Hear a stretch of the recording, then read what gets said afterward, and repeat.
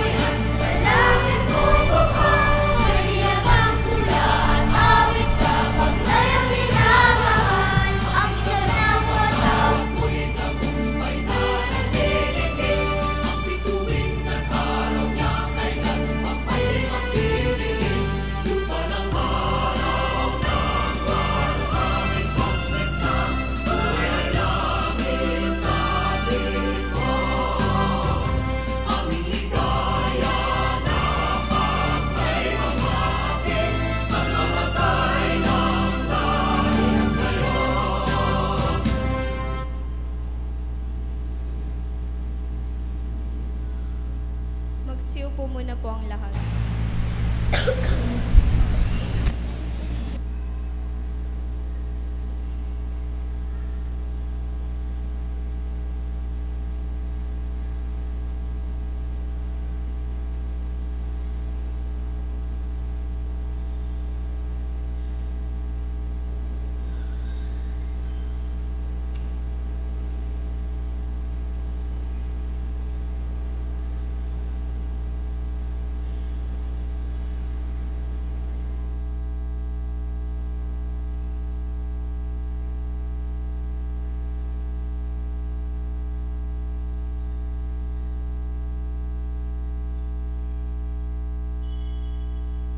Magsitayo po ang lahat. Ang maunguna po sa ating pagdiriwang ay si Father Arnold Bongay, guest priest. Awitin po natin ang pambungad na awit. Magpakailanman.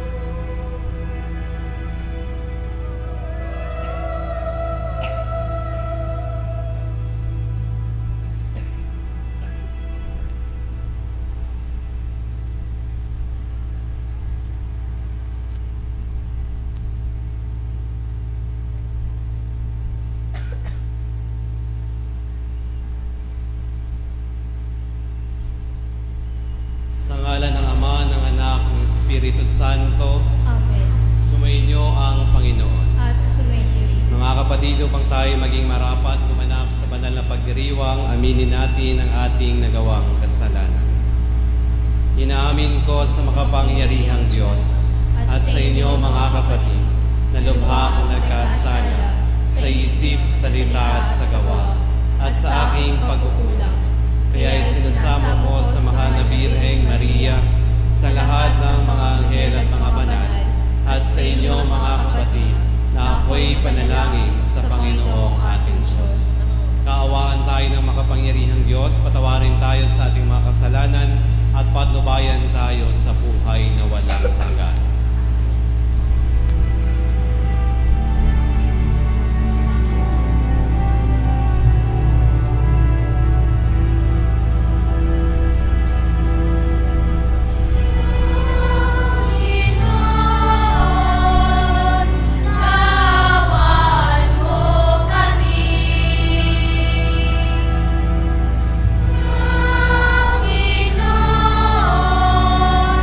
Kawan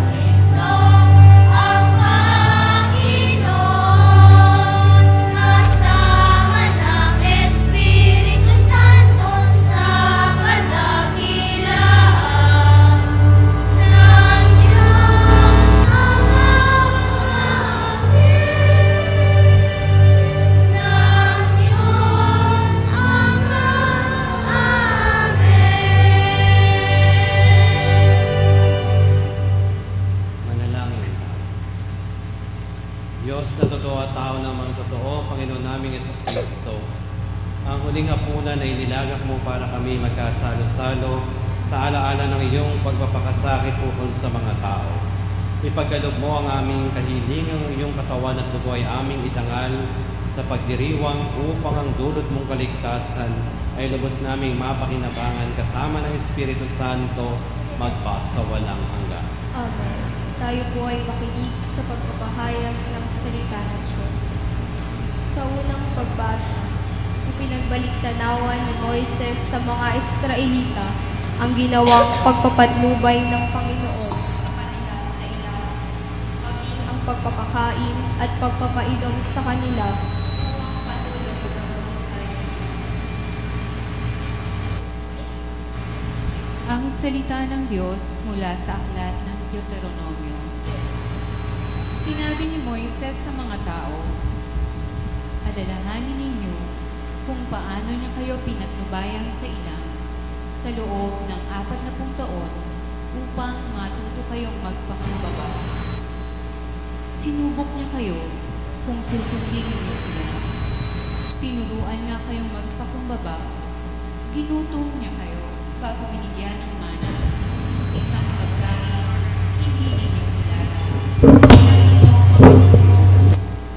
Ginawa niya ito upang ipakilala sa inyo na ang tao'y hindi lamang nabubuhay sa pagkain, kundi sa salita rin naman ng Panginoon. Huwag ninyong kalilimutan ang Panginoon na nagpalaya sa inyo mula sa pagkaalipin sa bansang Ehipto. Siya ang tumatubay sa inyong paglalakbay sa malawak at nakatatakot na ilang na puno ng makabandag na ahas at alakdan. Nang wala kayong mainom, nagpabukal siya ng tubig mula sa isang malaking bato. Kayo'y pinakain niya roon ng mana, isang pagkain di ninyo kilala. Ang salita ng Diyos. Salamat sa Diyos.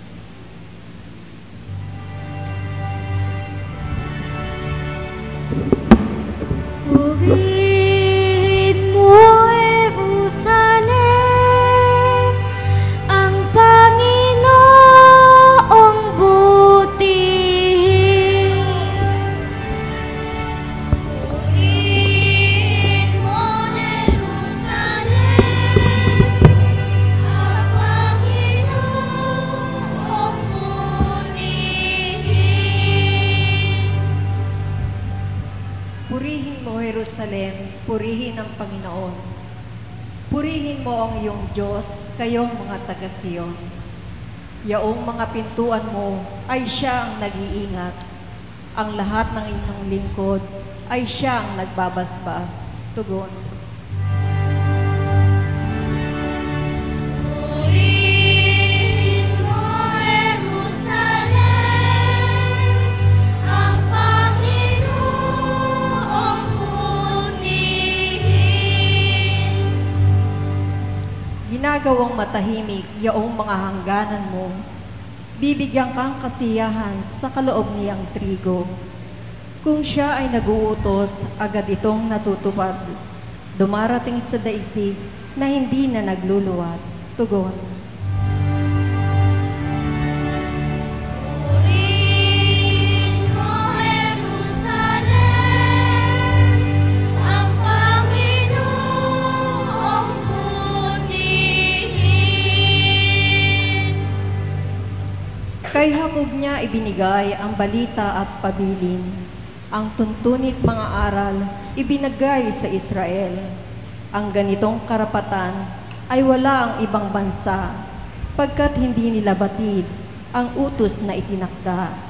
Purihin ng Panginoon. Tugon. Purihin mo, Jerusalem,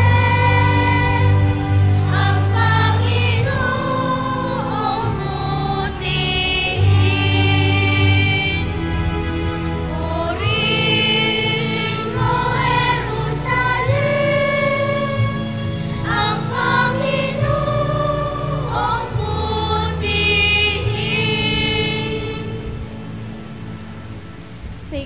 pagbasa, itinuturo ni Apostol San Pablo na ang pakikibahagi sa isang tinapay at kalis ay pakikibahagi rin sa katawan at dugo ni Kristo. Ang salita ng Diyos mula sa unang sulat ni Apostol San Pablo sa mga taga-Korinto.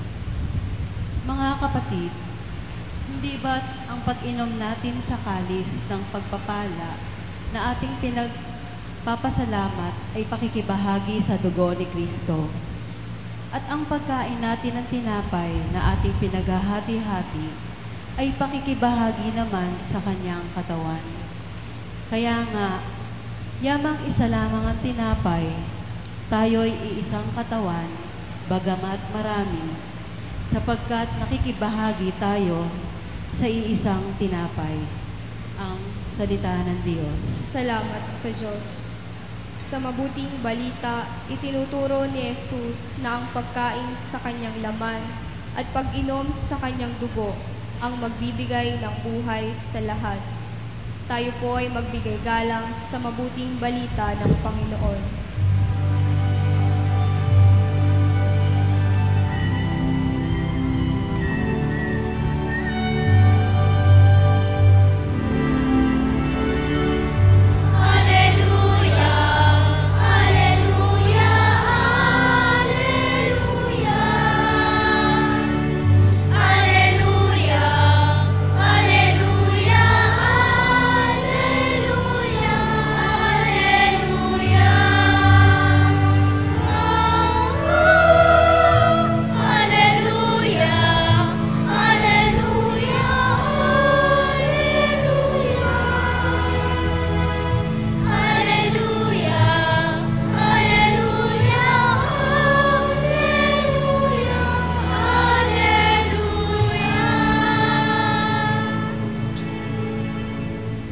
Sumainyo ang Panginoon.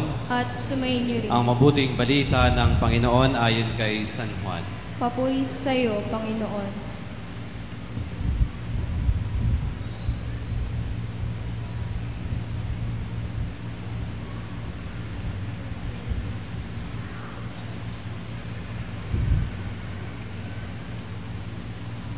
Noong panahon yun, sinabi ni Jesus sa mga tao, "Ako ang pagkaing nagbibigay buhay na bumaba mula sa langit.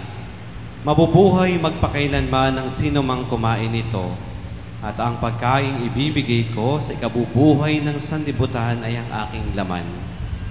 Dahil dito'y nagtalo-talo ang mga Hudyo, paanong maibibigay sa atin ng taong ito ang kanyang laman upang kanin natin?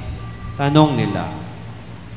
Kaya't sinabi ni Jesus, "Tandaan ninyo, malibang kanin ninyo ang laman ng anak ng tao at inumin ang kanyang dugo, hindi kayo magkakaroon ng buhay. Ang kumakain ng aking laman at umiinom ng aking dugo ay may buhay na walang hanggan, at muli ko siyang bubuhayin sa huling araw. Sapagkat ang aking laman ay tunay na pagkain at ang aking dugo ay tunay na inumin.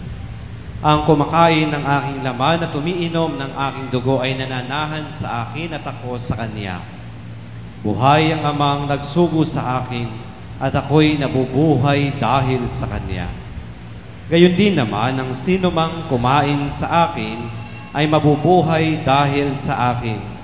Ito ang pagkaing bumaba mula sa langit. Ang kumakain nito'y mabubuhay magpakailanman. Hindi ito katulad ng kinain ng inyong mga magulang sa ilang. Namatay sila, bagamat kumain niyon." Ang mabuting balita ng Panginoon. Pinupuri ka namin, Panginoong Jesucristo. Magandang umaga po sa inyong lahat. Pakibati nga po ng magandang umaga yung katabi ninyo. Ngayon po ay ating ipinagdiriwang ang dakilang kapistahan ng kabanal-banalang katawan at dugo ng Panginoon. At ang kapistahang ito ay nagpapaalala sa atin ng ating pagpapahalaga at pakikibahagi sa banal na Eucharistia na kung saan tinatanggap natin ang kabanal-banalang katawan at dugo ng ating Panginoon. Tatlong bagay ang nais sa paalala sa atin ng dakilang kapistahang ito. Una, nais nitong ipaalala sa atin na ang Diyos na nagmamahal sa atin, na ang Diyos na laging kapiling natin ay laging nagbibigay, nagkakaloob sa atin. God always provides for us. God provides not only the food that we eat that will nourish us physically, but as we receive the body and blood of Christ, we are also being nourished spiritually.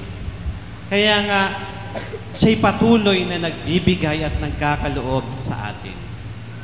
Ang pangalawa na ipinapaalala sa atin ng dakilang kapistahan ng kabanal-banalang katawan at dugo ng Panginoon ay ang katotohanan sa kanyang pagbibigay ng kanyang sarili, ng kanyang katawan at dugo, minanais ng Panginoon na tayo ay makibahagi sa kanyang buhay na banal. Our reception, or as we receive the body and blood of Christ, we are partaking to the life of God.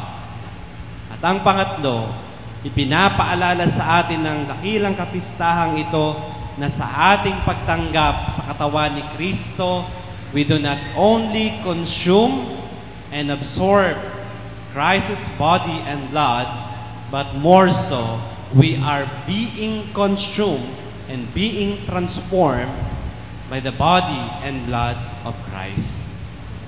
At dito, ipinapaalala sa atin that as we are transformed, dapat magkaroon ng pagpapanibago sa ating puso, sa ating kalooban, sa ating buhay. Ito po ang tatlong ipinapaalala sa atin. May kasabihan sa salitang Ingles o sa wikang Ingles na nagsasabing, we are what we eat. And indeed, this can be true for each and every one of us. Kung ano yung hilig nating kinakain, madalas yun ang nagmamanifest sa atin, sa ating katawan, o sa ating physical appearance. Say for example, mahilig tayong kumain ng karne. Di po ba mas madalas yung mga taong mahilig sa karne, mas bilugan ang katawan kumpara doon sa mahilig kumain ng gulay o kaya ng isda. Yung mga taong mahilig kumain ng matamis, anong nangyayari? Ano nangyayari? Diabetic daw. At bumibilog din, hindi ba? Tsaka na lang papayat pag malala na yung diabetes. Yung mahilig kumain ng mga mabubutong pagkain, bulalo halimbawa, o kaya yung mga beans, uric acid naman ang katapat niyan. At yung maalat, sakit sa bato. Indeed, we can be assured na totoo yun. Somehow, yung kasabihang yun that we are what we eat. And this saying is also true in connection with our celebration of the body and blood of Christ, o yung tinatawag nating Corpus Christi. If what we eat physically, or the food that we intake, becomes part of our system, of our body, whenever we receive the body and blood of Christ, it also becomes part of our being.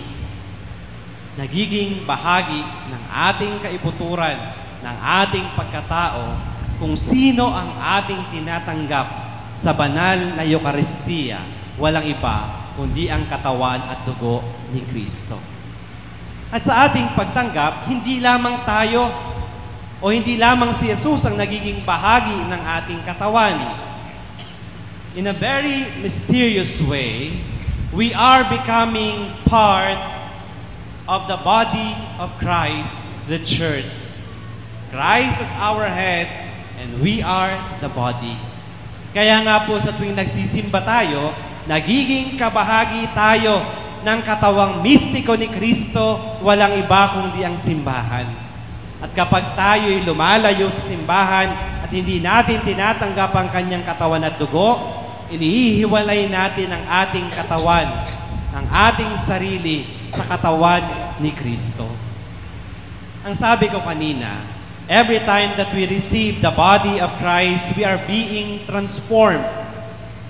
Therefore, ito ang ating alalahanin na sa tuwing tinatanggap natin siya, dapat may nagbabago sa ating sarili. We cannot remain to be the same if we are truly receiving the body and blood of Christ. Dapat may paglago, may pagbabagong sarili at kalooban na nangyayari sa bawat isa sa atin. At ang paanyaya sa atin, sabi nga natin, we are what we eat. If we are always receiving Christ and His blood and His body, ang hamon sa atin is to become like Christ. Ang maging katulad ni Kristo araw-araw sa buhay natin. Sa teolohiya, ang tawag doon, we become Eucharistified. Nagiging katulad ni Kristo. At paano nga ba tayo magiging katulad ni Kristo? I would like to propose 3 things. First, we become like Christ when we try to become food for the hungry. Si Kristo ay pagkain ng mga nagugutom, not only physically, but spiritually. Ang paanyaya sa babaeng to suffice that hunger, just the same, we are being challenged to become food for the hunger of people sa ganong pagkakataon. Ang pangalawa, si Jesus na ating tinatanggap, at dahil siya ating tinatanggap, nagiging katulad natin siya. Siya na inumin ng mga taong uhaw. Siya na tumitighaw sa pagkauhaw ng tao. Similarly, we are being challenged today, my dear brothers and sisters, to become drink for the thirsty. Uhaw sa pagdamay, uhaw sa pagpapatawad, uhaw sa pagkalinga. Marami pang pagkauhaw na pwede nating tugunan at tumighaw sa uhaw na ito ng tao.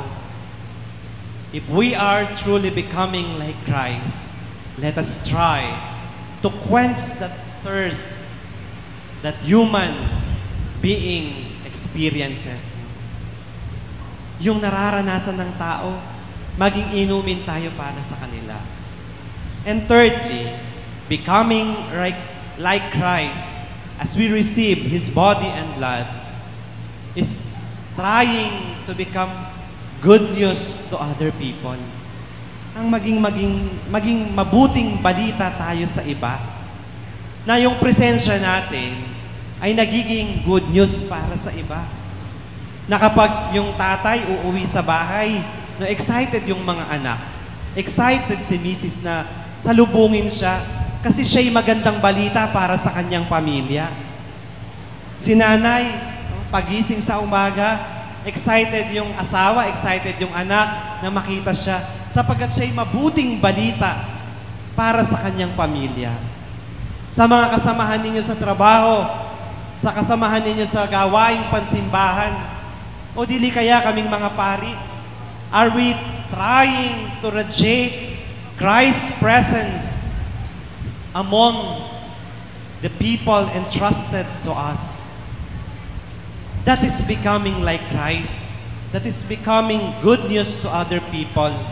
That we become hope to the hopeless. That we become strength to the weak. That we become guide to those who are lost.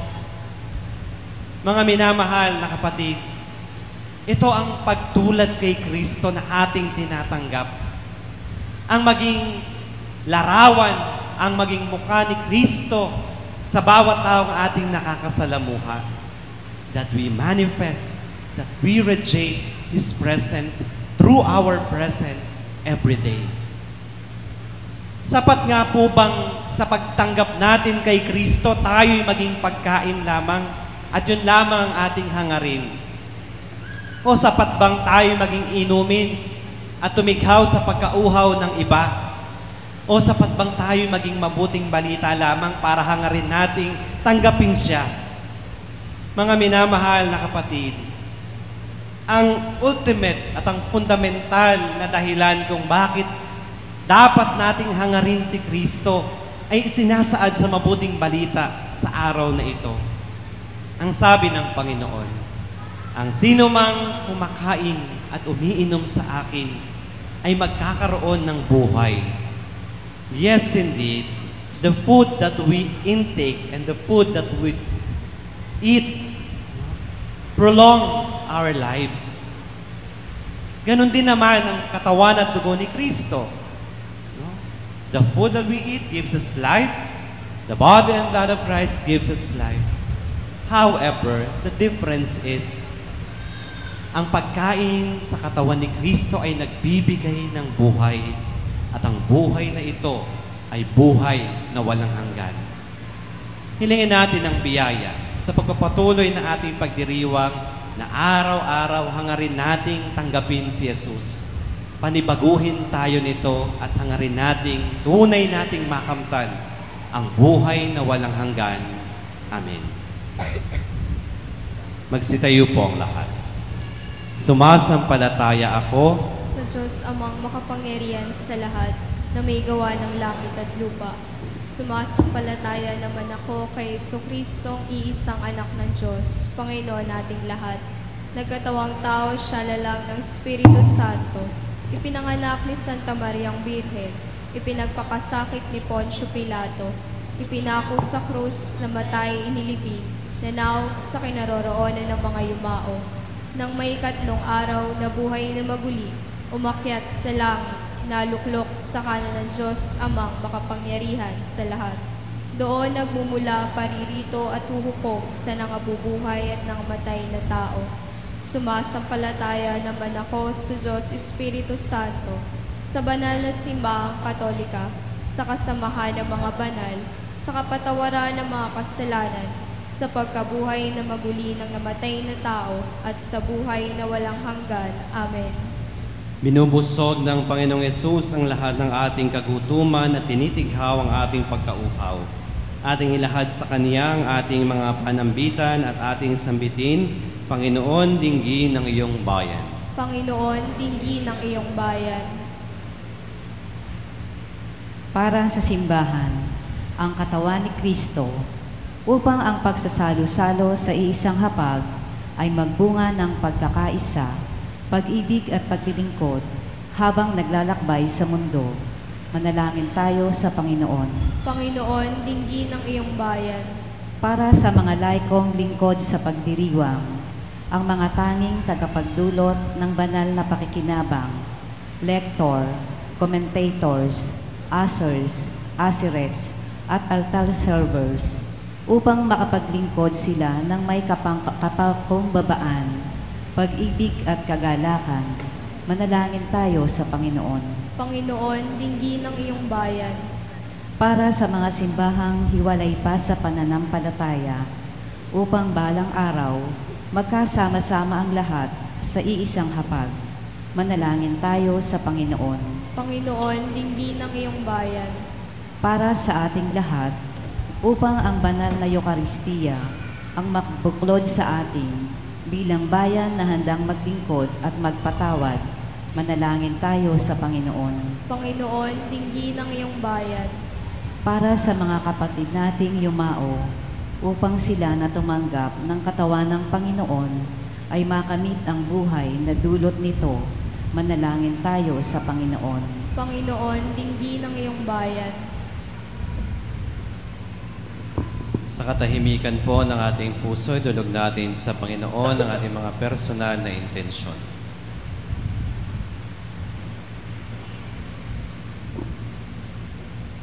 Panginoong Yesus, Ikaw ang pagkain ng buhay na ibinibigay ng Ama para sa buhay ng sandaigdigan.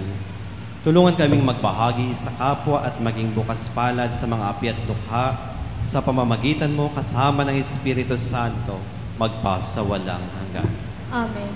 Tayo po ay maupo para sa paghahanda sa pag-aalay. Mangyari lamang po na mga may alay pasasalamat envelopes ay maunang pumila sa sa pag-aalay sa offertory upang mabasbasan ng pari at pagkatapos ay babalik na po sa upuan. Susundan po kayo ng mga mag-aalay ng kandila, alak at siboryo na mananatili sa altar para sa pagbabasbas ng pari.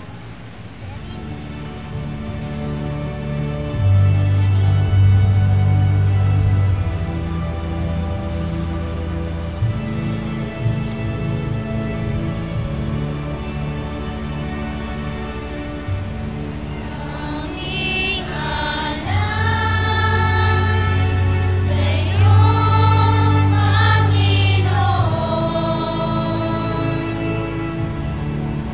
Ang tinapay at alak na iyong kaloob,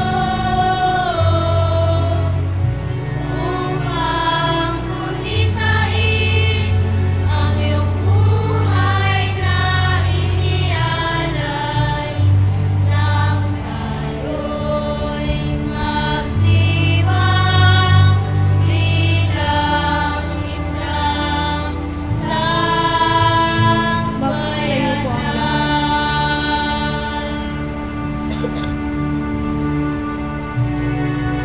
Ang tinapay, ito ang iyong laman. At ang alak, ito ang iyong dugo. Laman mo'y lihain, upang lahat ay buhayin. Magsiyo po po ang lahat. Ay tumanak ng lahat ay magkatawan. Aming alay sa'yo, Panginoon. Ang tinapay at alak na iyong kaloob, upang gunitain ang iyong buhay na inialay, nang tayo'y magdiwang bilang isang sambayanan.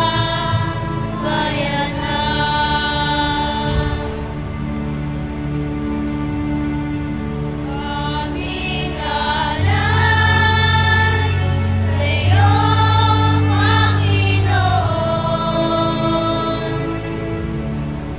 Ang tinapay at alak na iyong kaloob, upang gunitain ang iyong buhay na inialay, nang tayo'y magdiwang bilang isang sambayanan.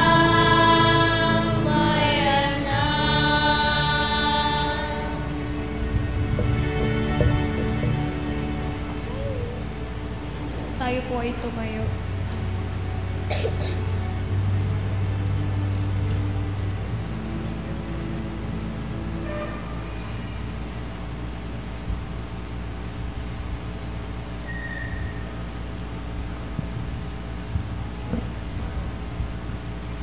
Manalangin kayo mga kapatid upang itong ating paghahain ay kalugtaan ng Diyos amang makapangyarihan.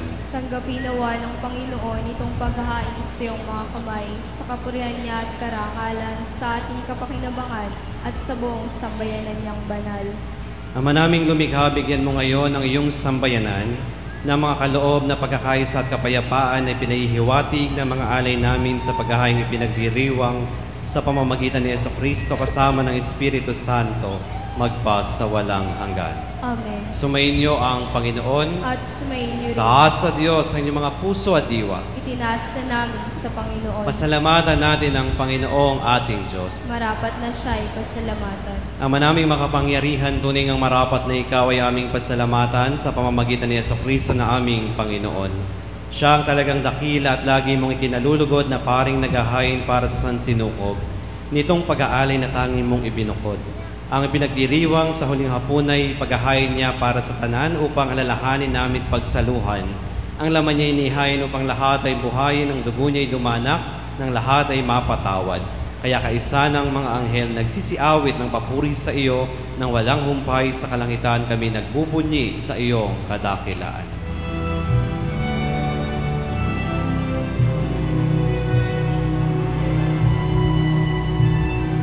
Santo, Santo, Santo, Panginoong Diyos ng mga hukbo, napumuno ang langit at lupa ng kadakilaan mo. Hosana sa kaitaasan, pinagpala ang naparirito sa ngalan ng Panginoon. Hosana sa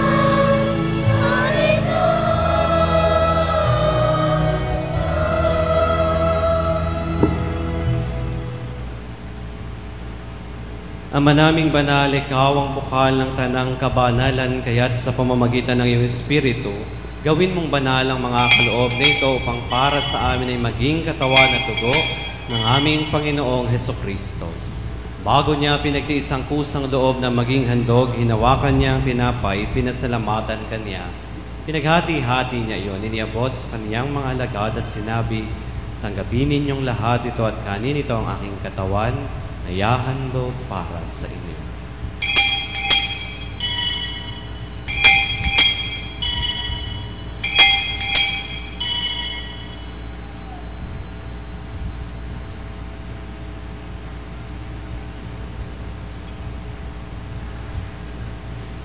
Gayon din naman nang matapos ang hapunan, hinawakan niya ang kalis, muli kanyang pinasalamatan. Iniabot niya ang kalis sa kaniyang mga alagad at sinabi, "Tanggapin ninyong lahat ito at inumin ito ang kalis ng aking dugo ng bago at walang hanggang tipan. Ang aking dugo na ibubuhos para sa inyo at para sa lahat sa ikapagpapatawad ng mga kasalanan. Gawin ninyo ito sa pag-alaala sa akin."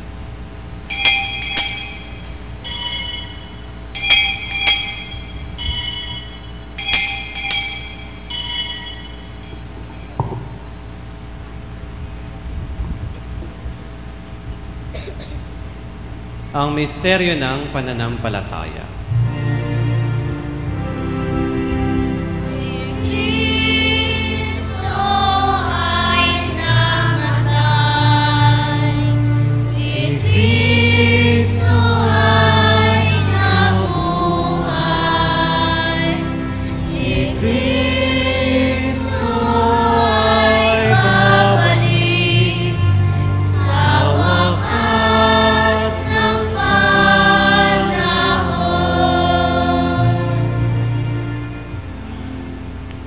Ama, ginagawa namin ngayon ang pag-alaala sa pagkamatay at muling pagkabuhay ng iyong anak.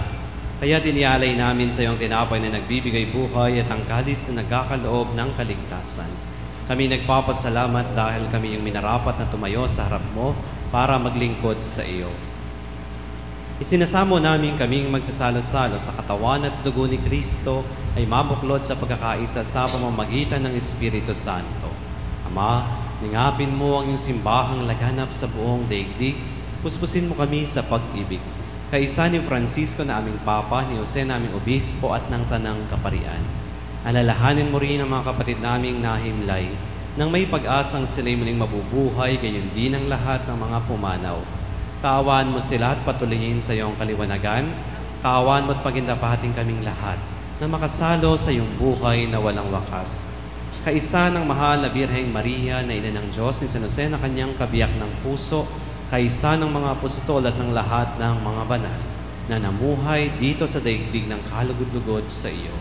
Maipagdiwang nawa namin ang pagpupuri sa ikararangal mo sa pamamagitan ng iyong anak na aming Panginoong Hesukristo. Sa pamamagitan ni Kristo, kasama niya at sa kaniyang lahat ng parangal, at papuri ay sa iyo, Diyos amang makapangyarihan, kasama ng Espiritu Santo, magpa sa walang hanggan. Amen. Sa tagubilin ng mga nakagagaling na utos sa turo ni Jesus na Panginoon natin at Diyos, ipahayag natin ng lakas loob.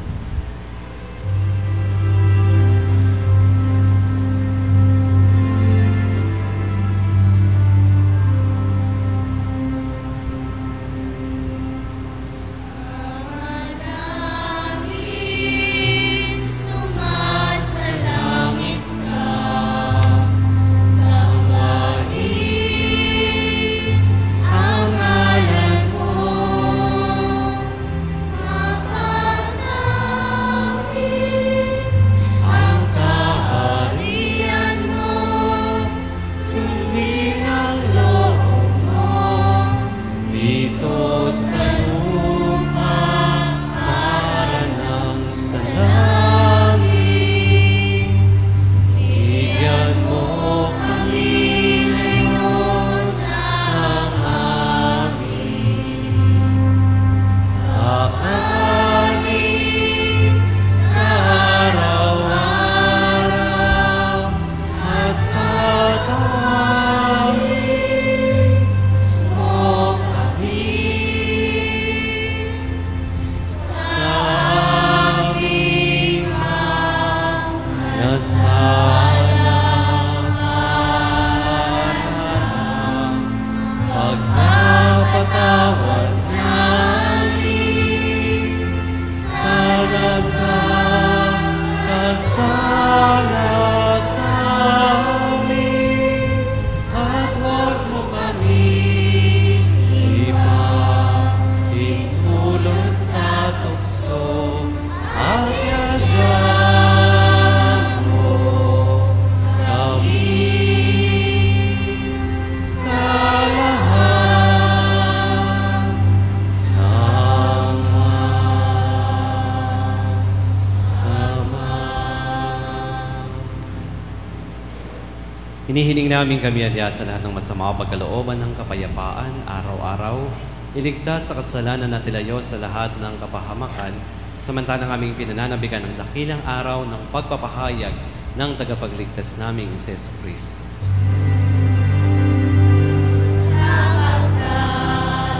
Iyong kaharian at ang kapangyarihan at ang kapurihan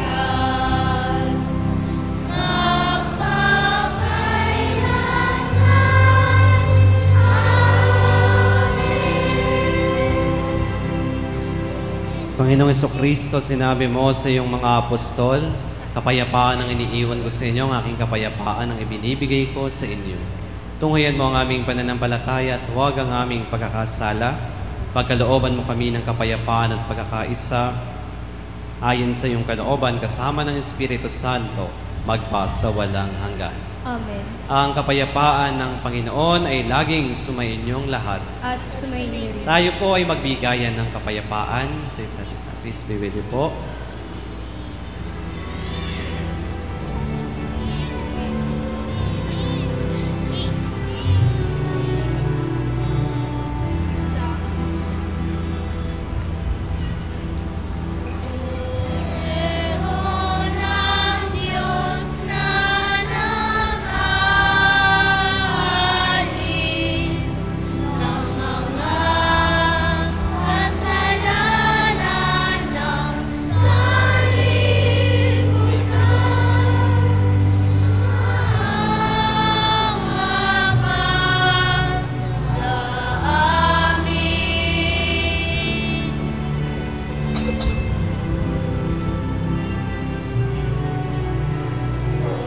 Pero ng Diyos na nag-aalis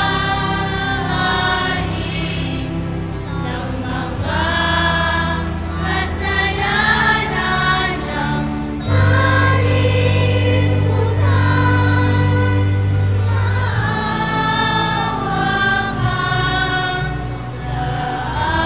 amin.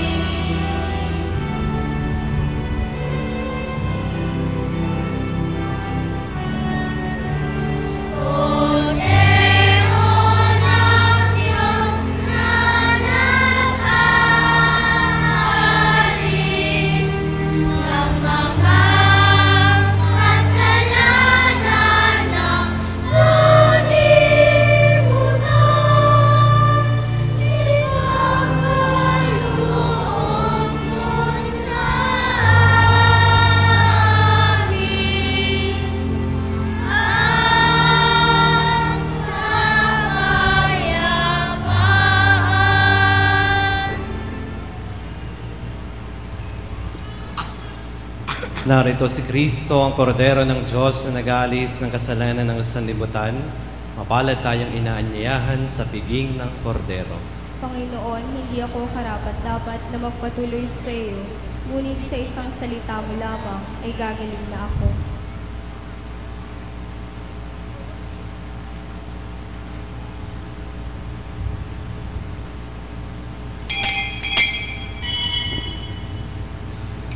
Mangyari lamang po, hintayin ang atas ng Asherets bago kumilas sa pangungumunyon. Salamat po.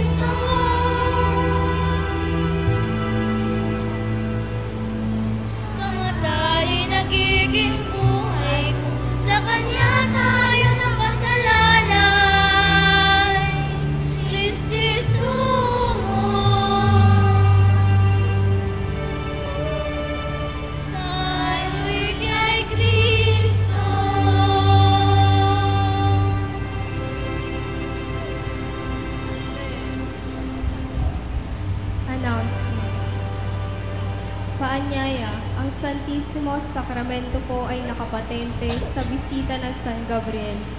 Inaanyayahan po ang lahat na dumalaw at magbantay kahit sandaling oras po lamang. Ang prosesyon po ay sa ganap na ika-4 ng hapon mula sa bisita ng San Gabriel patungo dito sa simbahan. Marami pong salamat. Announcement. Bantay Kalusugan Movement, a special health project of the Baraswain Lions Club. A laboratory executive checkup to be held on Sunday, June 29, 2014, 6 a.m. to 10 a.m. Thank you.